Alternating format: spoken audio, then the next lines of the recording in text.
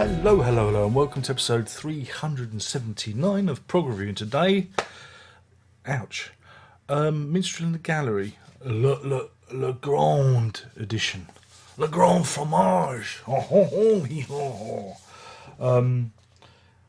Yeah, this was originally released, on the 5th of September 1975. Oh, isn't that interesting? And it's the 8th studio album by Jethro Tull. Many people have been waiting for this review. I've been listening to it over and over again. It's one of those albums. Been a bit of a ball ache to review. I've just not got it. I've not. Look, we'll get the niceties out of the way first. The package itself, and again, it's a superb package. What they've done. We've already seen the unboxing. If not, peel back. It's there somewhere. Use the search function. You know, there is a search function. You know. If you go to the channel page, there's like a little magnifying glass that you can click on. You can search for it. It's fucking marvellous. It is. But yeah, this is again the Christmas reissues. What they've been doing is absolutely fantastic. I might not necessarily like the albums, but I do like the packaging. I do like what they've done. And again, you've got this great. I think it's an 80-page booklet. Massive booklet anyway, with essays and explanations of the lyrics and the lyrics themselves, and interviews with people involved in the band and the people who played the strings and everything. Fascinating story of the making of the album. Got a lot from that. Really did enjoy reading all that stuff and people's recollections of the time. So yeah, I mean the actual package itself scores. I'm going to knock a point off. So it's only going to score 4 white ducks on a wall. 4 white ducks on the wall. But I'll explain why I'm knocking a point off. But I like this packaging. Very good. The album itself, though, is it's a funny old one. Because I really enjoyed War Child as an album. I really enjoyed it. It's probably my favourite Jethro Tull album. Yep, I'm going official. It's my favourite Jethro Tull album so far. Because I thought it had a dynamism and a melodic core missing email from other records. I think it's also the saxophone. The saxophone on it often in places reminded me of like Van de Graaff Generator and bands like that. I like the flute. Oh, the flute. Oh, it's just such a fucking inconsequential sound, isn't it?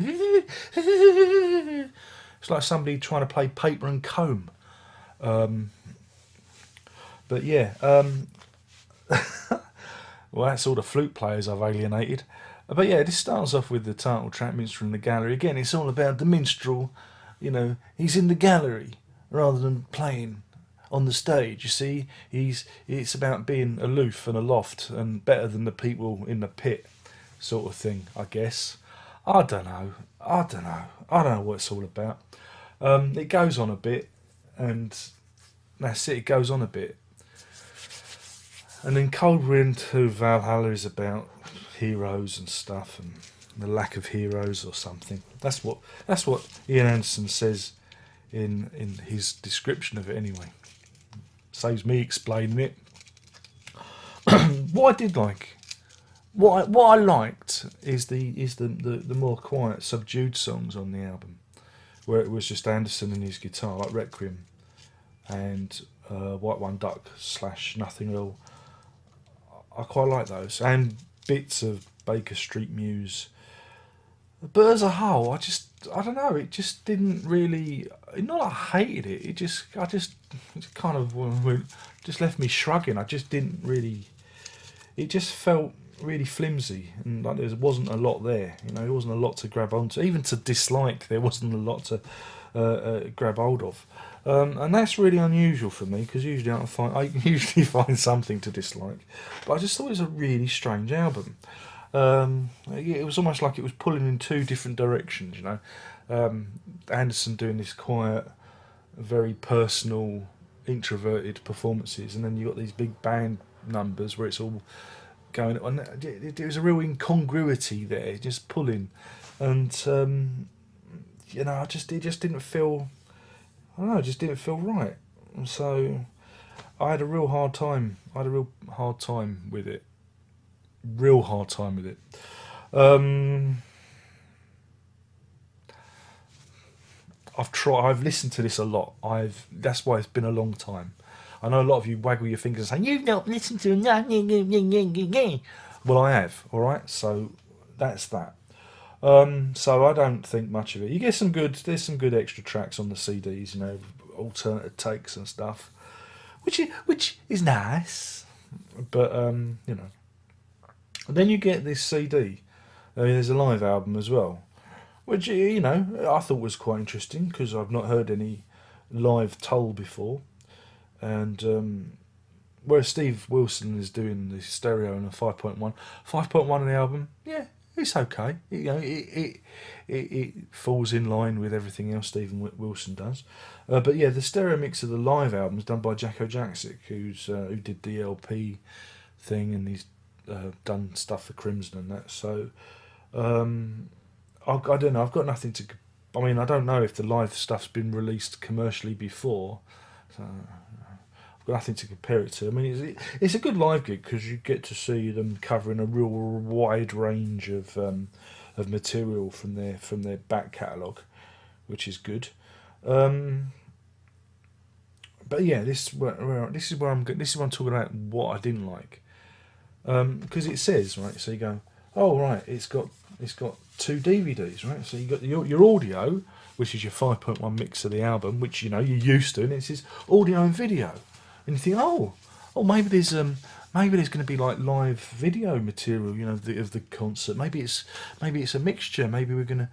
There's something like 8 minutes of live video, and it's a promo for Minstrel in the Gallery.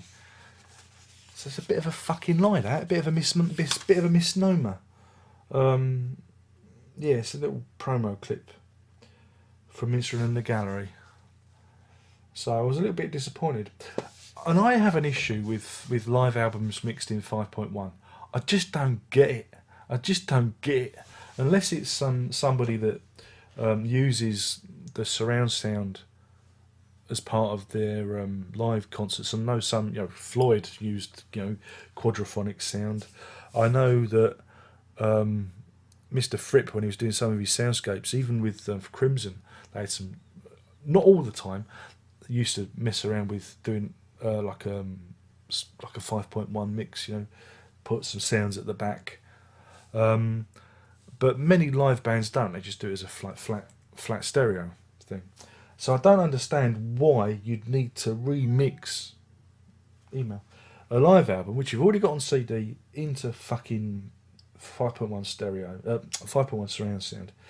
Oh, I can really hear the audience behind me. It's like I'm sitting there. That's it, really. And so we could have just done away with the DVD with the live album on, and just, you know, and maybe, I don't know, put it out a bit cheaper. It just seemed a waste of a DVD, and that's why I'm not going to point off. Yeah, I know. I feel the same about the Genesis, you know, live ones that were mixed in 5.1. Never really understood it, you know. It really is a novelty, you know. 5.1 can be a novelty, and I think, yeah, when they do live mixes in surround sound, it is a bit of a novelty. But yeah, I mean, what can I say? Yeah, a real odd album, a strange one to listen to. But like I said, the packaging is fantastic, and you know, I really do like what they've done with these. I think if every band should bring out their reissues like this with all this detail. I mean, Anderson and Chums, you know, taking their time to actually talk about their experiences about recording and being on the road and that. You know, it's almost like you're buying a part work, you know, one of those magazines at every so often where you're building a plane or something. It's like that, but this time you're getting the history of the band and their records. You know, so I'm kind of, hopefully they're doing the same. I hope they're following it on. I hope we're going to get all the rest of these like this, because I like to read the story. The story's really interesting. You know, I still don't understand Jethro Tull. This is the thing though, is I listen to them. Whilst I have a deep regard for Ian Anderson because he seems to be the driving force and the brains and the codpiece behind the outfit, I don't understand how they got their appeal. How they were so, because they're not as like, I don't find them as deep as like Genesis or as musically complicated as Crimson or Founder of Genre. They're an odd bunch for proggers. They're an odd bunch, you know. I mean, it's not saying what they do isn't complicated because that's borne out by Thick as a Brick and the other one. The other one. Oh, Darren, you should really write the names down, shouldn't you? You know the one. It will come back to me in a minute. Passion Play. Let's see. That one. Those ones are complicated, but I'm hoping that by the end of this process, when I've listened to all the albums and read all the stories, I'll have a deeper understanding. But at the moment, you're really just joining me in ignoramus on his Jethro Tull quest for knowledge. But yeah, it's a strange one. Maybe if I listen to it again and again and again and keep listening to it, it'll sink in. But I still like War Child better. I really did enjoy War Child. You're not taking that one away from me. So there you go. Hopefully this has scratched that itch. All those people who've been waiting for the review. If it hasn't, we're tough. And that's it. My name's Darren. Look, I've been talking about Minstrel in the Gallery, La Grande Edition.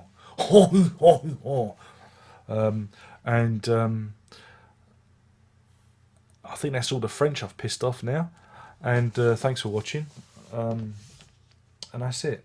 Only one more thing to say. Apart from, because we haven't done this for a while, don't forget to subscribe. Tell your friends. Because I need all your. I need everyone to watch these videos, man. It's really important. This is a cultural event they're missing out on. Don't forget to. What else is there? Don't forget to buy my music. Of course, there's music.darrenlock.com. Day Before the Rain, very good album, very very good. If anybody wants that on CD, let me know because I can get some made up.